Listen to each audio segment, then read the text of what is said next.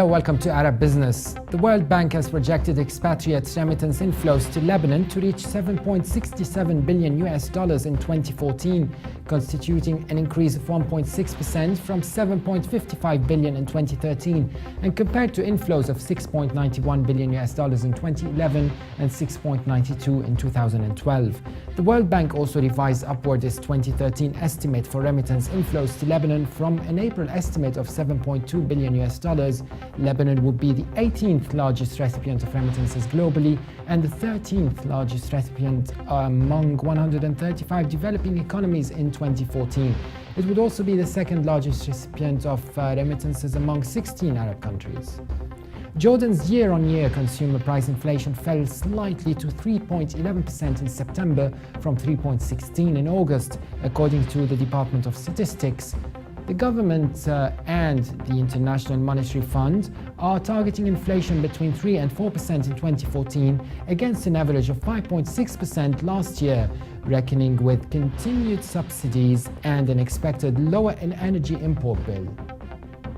The Egyptian Finance Ministry expects growth of gross domestic product to climb steadily and to reach 6% in fiscal year 2017-2018 as private sector investment rises to 15% of GDP. Egypt's real GDP in fiscal year 2013-2014 reached 2.2%, almost the same as in the preceding fiscal year. The Egyptian government will reduce its deficit to 8.5% of GDP and its debt burden to within 80 to 85% of GDP from current levels of 12.6% and 97% of GDP respectively. By the end of the 5-year forecast period, the World Bank's MENA Economic Monitor's recent expected to grow at 3.1% in 2015 and the budget deficit to reach 10.5% of GDP.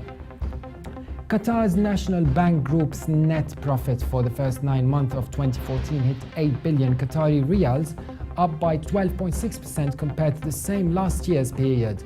The world's strongest bank's total assets increased by 8.8% from September 2013 to reach 475 billion Qatari riyals, the highest ever achieved by the group, driven by strong growth rates of loans and advances.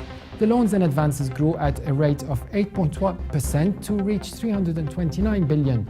The group's prudent cost control policy and strong revenue generating capability allowed it to maintain an efficiency ratio of 20.9%, which is considered one of the best ratios among financial institutions in the region.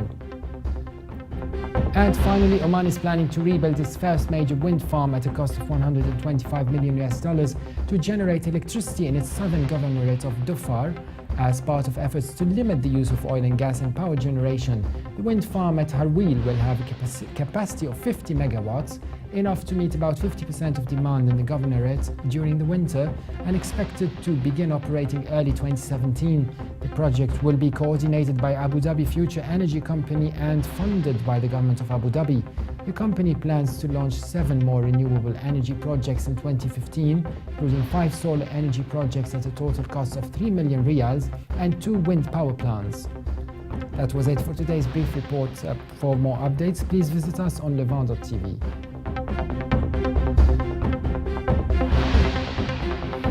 We will be with you back tomorrow with some more from the business world in the Middle East. Bye for now.